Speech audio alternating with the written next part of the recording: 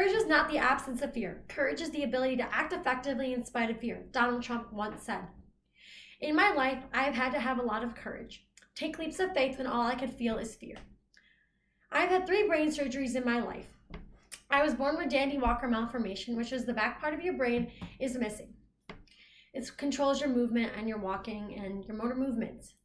The doctors told my parents that I would not be able to live, but yet here I am standing in front of you.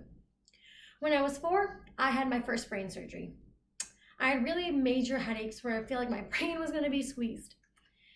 It felt like my brain was going to explode. I kept telling my parents, I feel like my brain is being squeezed like an orange. So they had to put a shunt in which drains the spinal fluid from my head to my stomach. As I grew up, I was unable to play contact sports, which wasn't really a big deal, except I grew up in a household that adored basketball. But I found things that I did enjoy doing. I love running and swimming. I swam competitively for years and I ran cross country for 5 years. I also competed in a couple triathlons. When I was 5, I was wrestling with my brothers, and I knew I wasn't supposed to, but what is a girl gonna do? She's got 2 brothers. Well, on Thanksgiving night, I was wrestling with my twin brother, and I fell on my head and I broke my shunt. 3 days later, I started having the same headaches I had when I was 4, and I was taken to the emergency room, and they had to replace my shunt. I had a lot of fear having to go through yet another brain surgery and having to deal with the recovery. As my life continued, God gave me many opportunities to share my story with others. 1 year, I went to Mexico on a missions trip with my youth group, and I went to a hospital to pray over the families.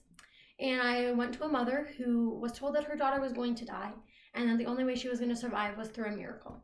I was able to share my story with her, give her hope and peace in the time of her pain.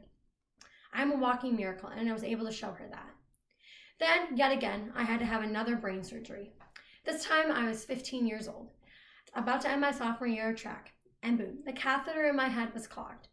I was really scared. I was frustrated. I thought to myself, why do I have to have yet another brain surgery? I also had to have half of my head shaved this time, and as a 15, almost 16-year-old, unwillingly wanting to shave her head, it's not something you really hope for.